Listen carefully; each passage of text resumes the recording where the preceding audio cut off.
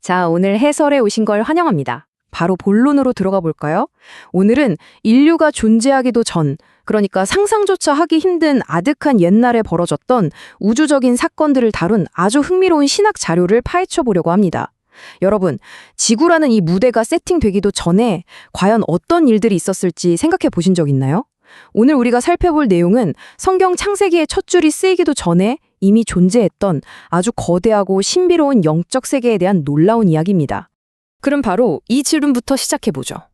창조 이전의 세계라니 진짜 호기심이 생기지 않나요? 원문 자료를 보면요. 놀랍게도 성경 전체 내용의 무려 5%가 이 창조 이전의 세계, 즉 천사들의 영역에 할애되어 있다고 합니다. 에이, 5%면 별로 안 되는 거 아니야? 하실 수도 있겠지만 성경이 얼마나 방대합니까?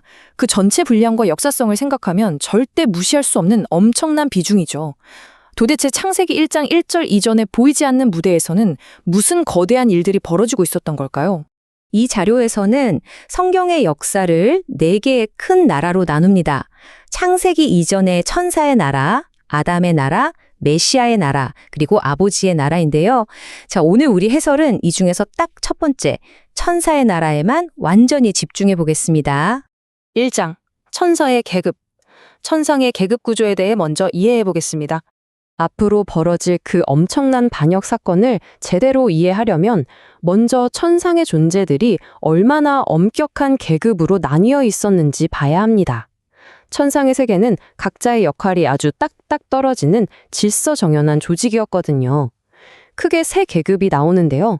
우선 6개의 날개를 달고 끊임없이 찬양과 예배를 드리는 스랍 천사들이 있습니다. 다음으로는 하나님의 아주 가까운 측근에서 보자 하는 24장 노아 4생물이 있고요. 마지막으로 에덴 동산을 지키고 바퀴 달린 하나님의 보좌를 받드는 그룹, 그러니까 체루빔 천사들이 있습니다. 이 체루빔은 사실상 강력한 무기를 든 천국의 최정의 수호자이자 심판 집행자로서 엄청나게 막중한 임무를 맡고 있었죠. 여기서 우리가 진짜 주목해야 할 숫자가 하나 있습니다. 바로 5인데요. 자료를 보면 특별히 기름 부음을 받은 엘리트 체루빔 천사가 딱 5명 있었다고 강조합니다. 셀 수도 없이 많은 천사들 중에서도 이 5명은 하나님의 보좌를 직접 호위하는 최고 2층 VIP였던 거죠. 그런데 정말 놀랍게도, 아니 비극적이게도 가장 완벽해 보이던 이 극소수의 엘리트 그룹 안에서 아주 끔찍한 배신의 씨앗이 싹트기 시작합니다. 2장, 루시퍼의 반역과 타락, 계명성, 즉 아침의 아들의 타락에 대한 내용입니다. 자, 이제 이 우주적 연대기가 아주 비극적으로 꺾이는 지점입니다. 완벽했던 천상의 질서가 도대체 어떻게 무너지기 시작했을까요? 원문 자료는 이 거대한 반역의 근거를 에스겔 28장으로 둡니다. 교만함에 빠지기 전까지 그가 얼마나 아름답고 지혜로우며 흠잡을 데 없는 천사들의 왕이었는지 아주 생생하게 묘사하죠. 모든 게 그야말로 완벽했습니다.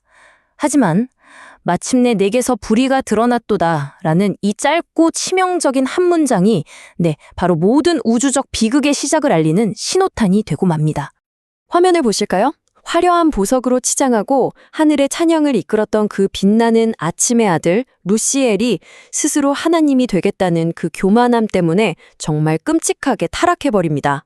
하나님의 산에서 완전히 쫓겨나서 우리가 아는 사탄, 즉 붉은 용이라는 타락한 존재로 변해버린 거죠.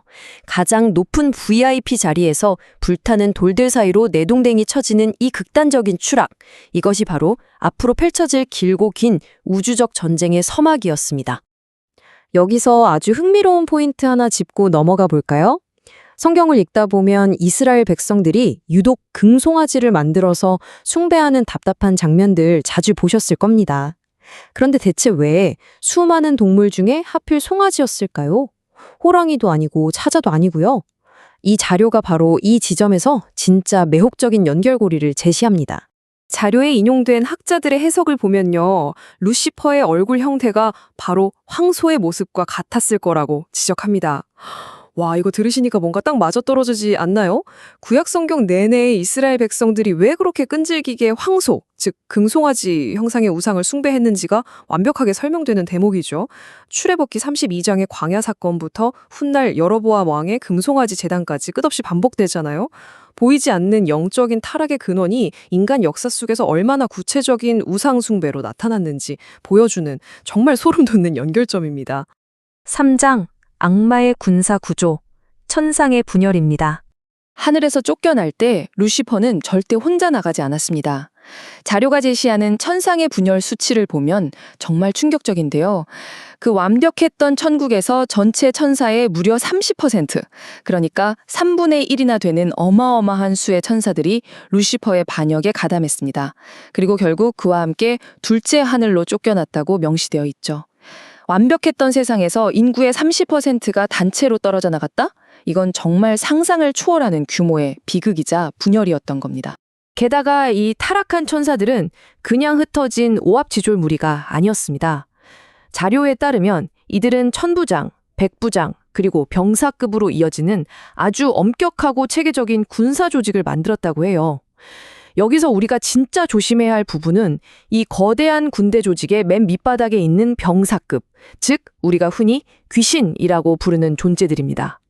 이들은 그냥 추상적인 나쁜 기운 정도가 아니라 이 땅에서 사람들에게 귀머거리나 소경 같은 육지적인 질병과 고통을 유발하는 아주 실질적인 타격 임무를 수행하고 있다는 거죠. 보이지 않는 군대의 조직적인 움직임이 우리의 물리적인 현실을 직접 치고 있다는 뜻입니다. 4장 사탄의 지상 전략, 인류를 향한 전쟁에 대해 알아보겠습니다. 창조 이전에 일어난 이 고대의 반역은 결국 고스란히 우리 인간의 역사로 흘러 들어옵니다. 여기서 원문이 짚어주는 아주 중대한 신학적 팩트가 하나 있는데요. 바로 지옥의 진짜 본질입니다. 여러분, 지옥은 애초에 인간을 가두려고 만든 곳이 아니라는 사실 알고 계셨나요? 마태복음 25장 41절을 근거로 보면 지옥은 오직 타락한 루시퍼, 즉 마귀와 그의 천사들만을 영원히 가두고 심판하기 위해 독점적으로 만들어진 영원한 불입니다. 애초에 인간은 그 무시무시한 곳에 갈 운명이 전혀 아니었던 거죠. 문제는 사탄 본인이 그 영원한 불못에 던져질 운명이라는 걸 누구보다 잘 알고 있다는 겁니다. 그래서 공중의 관세를 잡은 그가 택한 가장 악랄한 전략이 뭘까요? 오직 순수한 악의를 품고 하나님의 시간표를 망쳐놓는 겁니다. 하나님의 가장 완벽한 피조물이자 그분의 형상을 닮은 우리 인간들을 본인들을 위해 만들어진 그 끔찍한 지옥으로 기어코 함께 끌고 가려는 거죠. 네, 말 그대로 물귀신 작전입니다. 이것이 바로 지금 이 순간에도 인류를 향해 벌어지고 있는 보이지 않는 전쟁의 진짜 모습입니다. 그럼 이 무서운 목표를 위해 사탄은 어떤 방법을 쓸까요? 자료를 보면 사탄은 우리 인간의 문화, 경제, 정치, 종교 등 사회 곳곳에 아주 치밀하게 이른바 가라지를 뿌려놓는다고 합니다. 원문에 나온 목록들을 쫙 훑어보면요. 기본적인 우상숭배는 물론이고 동성애, 교리적 혼란을 일으키는 이단, 다른 종교들, 거짓 선지자, 심지어 공산주의 같은 정치 이데올로기까지 그 형태가 정말 다양합니다. 그러니까 인간 사회의 모든 시스템을 어지럽혀서 궁극적으로 사람들을 하나님과 단절시키려는 치밀한 공작이라는 게 이 자료의 핵심 분석입니다. 드디어 5장입니다. 최후의 심판. 이 거대한 우주적 전쟁의 결말을 확인해보죠. 자, 인류 역사 훨씬 이전부터 시작된 이 거대한 서사시가 결국 어떻게 끝날까요? 이 자료는 전체 역사를 하나의 거대한 연대기로 쫙 펼쳐서 보여주는데요. 여기서 진짜 흥미로운 점은 타락한 천사들에 대한 심판이 반역 직후에 바로 내려지지 않았다는 겁니다. 구약 4,000년, 신약 2,000년이라는 어마어마하게 긴 인간의 역사를 거치면서 그 심판이 계속 미뤄져 온 거죠. 이 길고 긴 영적 전쟁은 미래에 다가올 천년왕국이 다 끝난 후에야 비로소 막을 내립니다. 마침내 사탄이 영원한 불못과 바닥이 없는 구덩이, 즉 무적행에 완전히 던져지면서 이 지독했던 우주적 전쟁도 영원한 마침표를 찍게 되는 겁니다. 자, 오늘 해설을 마무리하면서 여러분께 깊이 생각해 볼 만한 질문을 하나 던지고 싶습니다.